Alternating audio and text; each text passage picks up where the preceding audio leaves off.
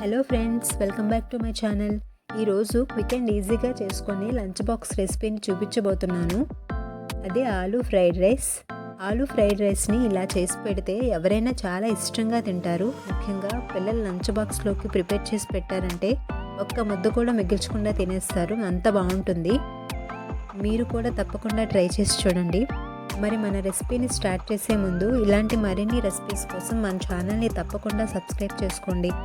ముందుగా 2 బంగాళదుంపలు తీసుకొని తొక్క తీసి ఈ సైజు ముక్కలుగా కోసుకొని శుభ్రంగా కడిగి నీరంతా తీసేసి ఒక బౌల్లోకి తీసుకోవాలి. ఇప్పుడు అందులో ఉప్పు, కారం, గరం మసాలా, 1 టేబుల్ స్పూన్ బియ్యం పిండి లేదా కార్న్ఫ్లోర్ వేసుకొని శుభ్రంగా ఈ విధంగా కలుపుకొని పక్కన పెట్టుకోవాలి. ఇప్పుడు స్టవ్ ఆన్ చేసి కళాయి పెట్టుకొని అందులో డీప్ ఫ్రైకి సరిపడా ఆయిల్ వేసి హీట్ చేసుకోవాలి. ఆయిల్ హీట్ అయిన తర్వాత అందులో బంగాళదుంప ముక్కల్ని ఒక్కొక్కటిగా వేసుకొని వెంటనే గరిటె పెట్టకుండా ఒక 5-6 నిమిషాల పాటు మీడియం ఫ్లేమ్లో బాగా ఫ్రై చేసుకోవాలి. అలా ఫ్రై అయిన బంగాళదుంప ముక్కల్ని తీసుకొని పక్కన పెట్టుకోవాలి. ఇప్పుడు వేరే ప్యాన్ పెట్టుకొని అందులో 2 టేబుల్ స్పూన్ ఆయిల్ వేసి హీట్ చేసుకోవాలి. ఆయిల్ కొంచెం హీట్ అయ్యాక అందులో ఉల్లిపాయ ముక్కల్ని వేసి బాగా ఫ్రై చేసుకోవాలి.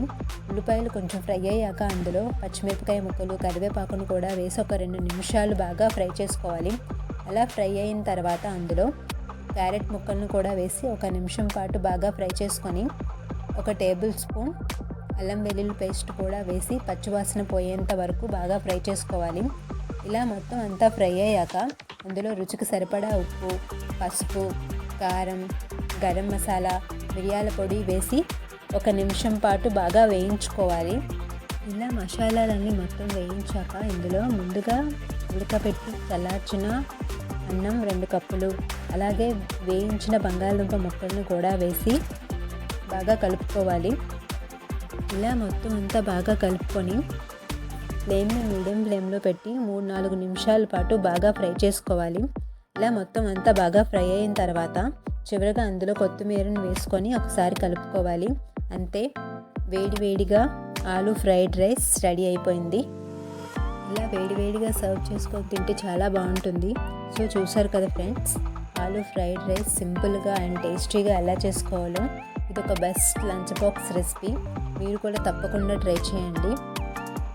మీకు ఈ వీడియో నచ్చినట్లయితే లైక్ చేసి, షేర్ చేసి నా ఛానల్ని తప్పకుండా సబ్స్క్రైబ్ చేసుకోండి. Thank you for watching.